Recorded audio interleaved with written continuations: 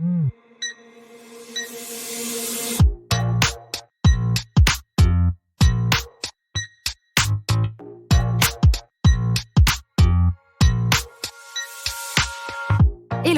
et bienvenue sur le podcast Réveille ton bise. Je suis Justine, je suis mentor podcast et business.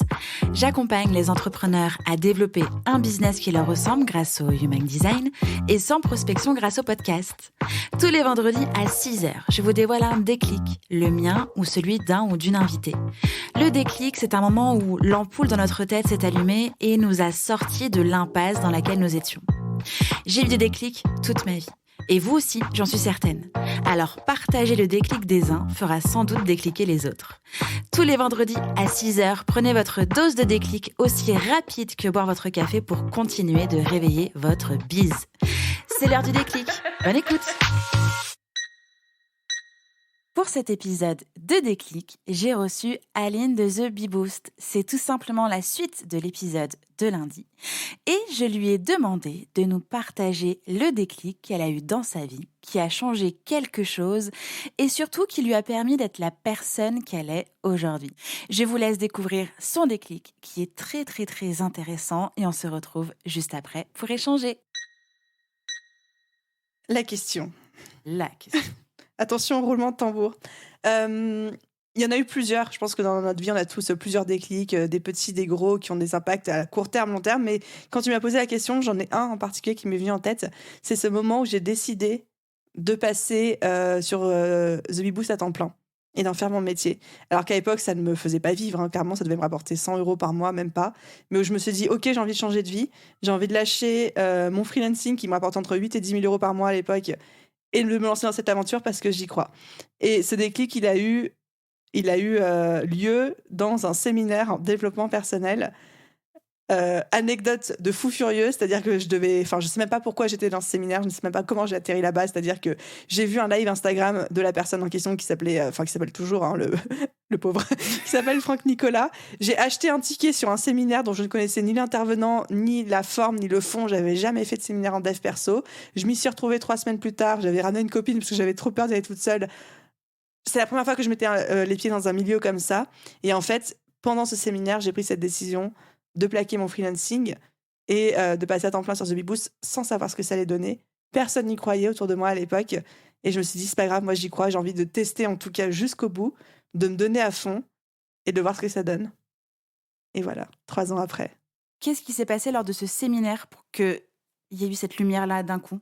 Il n'y a pas eu une phrase ou un moment précis où j'ai senti que ça fait le fameux déclic dans ma tête, mais c'est plutôt le mood global, c'est-à-dire que tu sais, les séminaires de dev perso, on t'apprend et on te dit à quel point il faut avoir confiance en toi, en ton instinct, et puis faire fi de toutes tes peurs. Voilà, grosso modo, c'est le conseil qui revient tout le temps. Et moi, j'avais déjà un petit peu l'envie, peut-être, de développer The Bee Boost, mais d'ici 2 à 3 ans, tu vois, je me disais, ouais, l'horizon 2022-2023, déjà, à l'époque, dans ma tête. Et là, c'était juste en mode, mais pourquoi pas maintenant ? Et quand tu passes 3 jours à travailler sur tes peurs, sur ce qui te freine, tu te rends compte que le pourquoi pas maintenant, je me cachais derrière des excuses, mais qu'en fait, il n'y avait rien qui m'empêchait de le faire vraiment maintenant. Et je me suis dit, bon, bah, allez, go, tentons l'expérience. Et au pire du pire, bah, j'aurais juste à faire marche arrière, à rappeler mes clients en retouche photo et à repartir comme avant. Et à partir du moment où j'ai conscientisé que je ne risquais rien et que j'avais tout à gagner, j'y suis allée, mais alors, en galopant, quoi. Tu as bien fait, vraiment. Tu peux vraiment être très fière du parcours que tu as eu, que tu as fait, de ce déclic qui s'est passé à ce moment-là et de toute l'énergie que tu as mis parce qu'aujourd'hui, c'est magnifique ce que tu as. Donc, bravo. C'est vertigineux parfois. C'est pas toujours confortable, mais c'est une source de fierté. Merci beaucoup, Aline, pour cet échange et ce déclic absolument génial. Super épisode. Merci beaucoup. Merci, Justine, puis merci à tous ceux qui ont écouté cet épisode. Évidemment. Bye Aline, à très bientôt. Bye. On se retrouve après ce super déclic de Aline de The Bee Boost. Et quel déclic! Vraiment, il est hyper puissant. Quand elle dit qu'à partir du moment où elle a conscientisé qu'elle ne risquait rien et qu'elle avait tout à gagner en prenant cette décision de quitter le freelancing et de se jeter corps et âme dans The Bee Boost, eh bien, tout a changé pour elle. Ce que je veux dire par là, c'est que oui, quand on se lance, eh bien, on ne sait pas.